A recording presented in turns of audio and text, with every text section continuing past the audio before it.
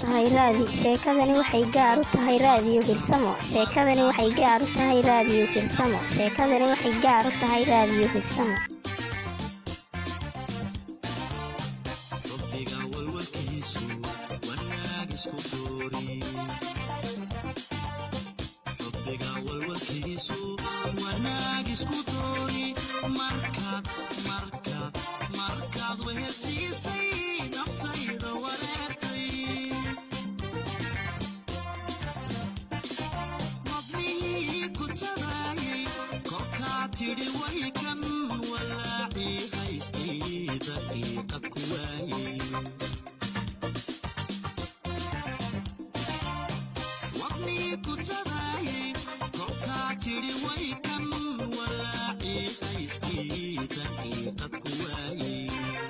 kulan wacan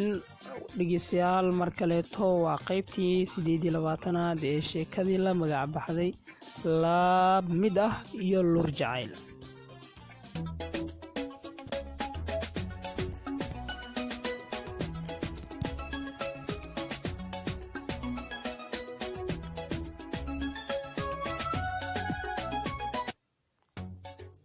qaybtan 28aad ee sheekada waxay ka bilaaban doontaa gartii la hubiyay iyo guulihii laga eedhi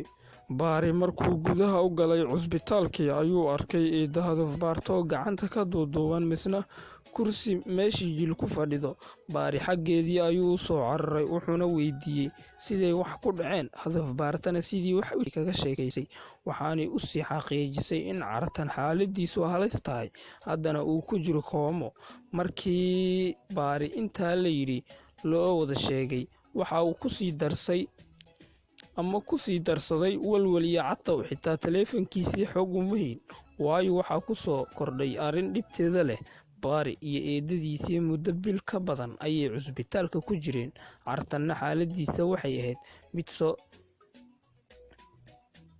mid soo kabanaysa inkastoo jug xooggan la gaarsiiyey ugu dambeyna cusbitaalkii ayay ka soo baxeen waxayna dhinac ka degeen cidihii jaadhka lahaa sababtoo ah gurigoodii wuxuu ahaa mid burbursan oo dad badan isugu tageen xilligii lasoo weerarayey waxaana loo fariistay gartii labada dhinac midnana ahaa cartan midnana ahaa kan kalena wuxuu ahaa ninkii midida lagu muday waxaana meesha isugu yimid odayaal dhaqameedyo oo labada qoys ee dagaalamay ka kala socday ugu dambeyntiina gartii ayaa loo fariistay aad baa laysugu fahmay waxaana la go'aansaday dhowr qodob oo ay ka mid ahaayeen in loo dhiso gurigii laga dudumiyey baari iyo qoyskiisa dhankan kale barni muddo waxay war iyo wacaal ka weydiyey gacaliyaheed baari oo ay ku daashay xitaa taleefankiisii inay wacdo waxayna istusisay in walaasheed ka waraysato xaalka baari soo wajahay bilanna dhankeedii waxaa anfariir ku noqday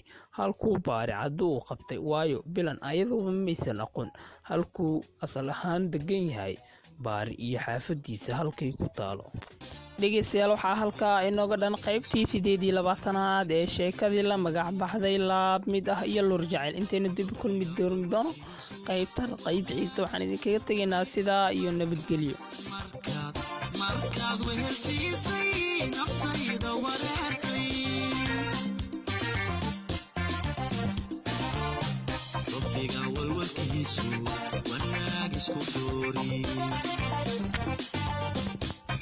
walwalkiisu wanaag isku doori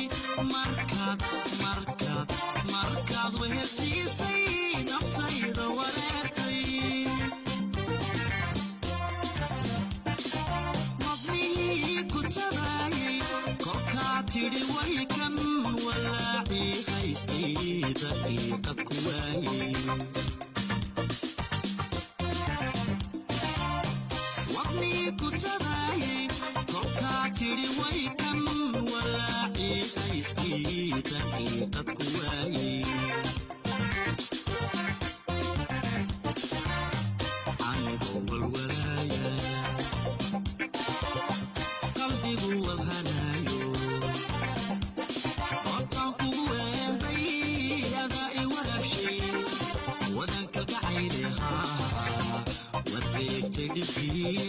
hawaana jacaylku